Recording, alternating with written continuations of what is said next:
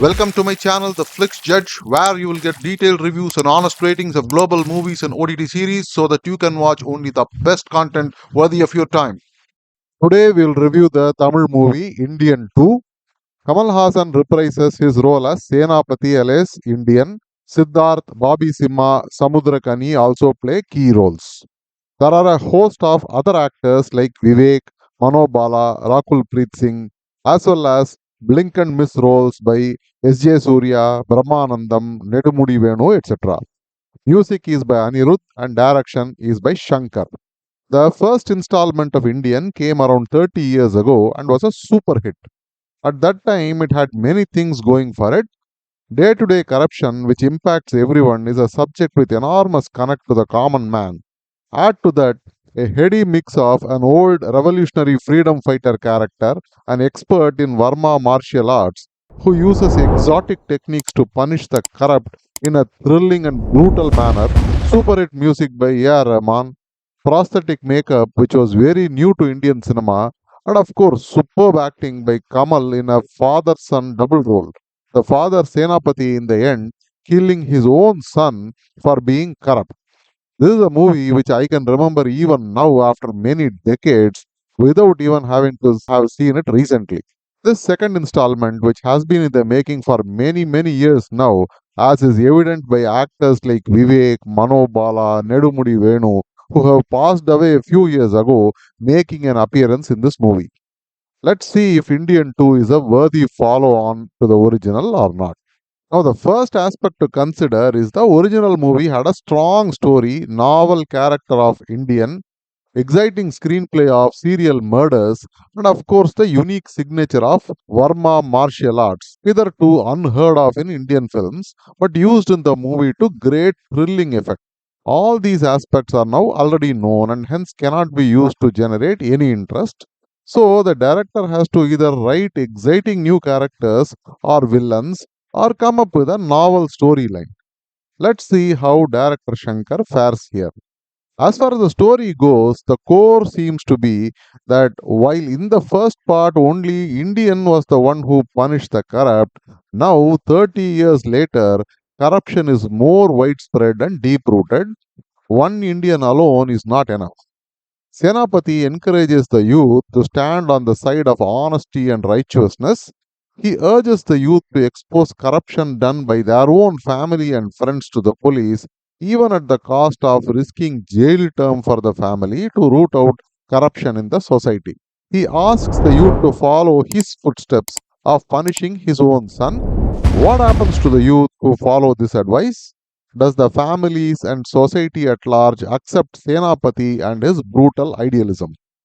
The movie seeks to answer this question along with the usual martial arts stunts, songs, and a totally inept and forever bumbling CBI team who are unable to catch a single 100-year-old man. While the premise seems to be interesting enough, Shankar has faltered in key areas like screenplay, character development, as well as editing. My god, it is as if editing is non existent. Every scene ever shot is included. But more on that later. The first thing is the character development and screenplay.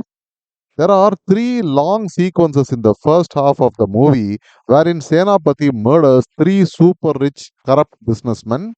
Each of these scenes are around 10 to 15 minutes duration and all of them are utterly devoid of any emotional connect or thrills. The villains are introduced to us when Senapati turns up at their doorstep, narrates to us their entire life story, and proceeds to punish them using some novel, exotic Varma technique. Due to this, we are not at all able to feel the anger towards the villain, nor do we care what happens to them. Senapati is able to reach the villains bypassing high security cameras, armed guards, and reach their bedrooms or walls without batting an eyelid. At least, if some thrilling scenes of how he manages to gain access to the villains are shown, that could have been of some interest. But even that is not shown. So, a total of 45 minutes of the story in the first half is filled with repetitive, artificial, over the top scenes which do not have any connect or impact. The character of Bobby Sima, a CBI officer Pramod, whose life ambition is supposed to be to catch Senapati, is also very poorly written. Be it the first scene at the airport where Senapati escapes so easily, or the climax scene where conveniently he lets Senapati get the upper hand, this is as if it is some spoof comedy police. And the entire CBI does not even have one officer who can chase a 100-year-old man. Now, if the editor had done his job and chopped this movie mercilessly, at least 30 or 40 minutes could have been reduced. But in the entire movie, it is as if no editing has been done. The movie is filled with random shots of many villains from different parts of India. Even Brahmanandam is included.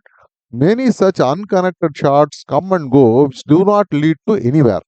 In fact, during the end credits, when we are shown the preview of what is to come in Indian 3, my heart sank, as that one seems to include more distracting and unnecessary stuff of some old flashback of characters that lived 200 years ago.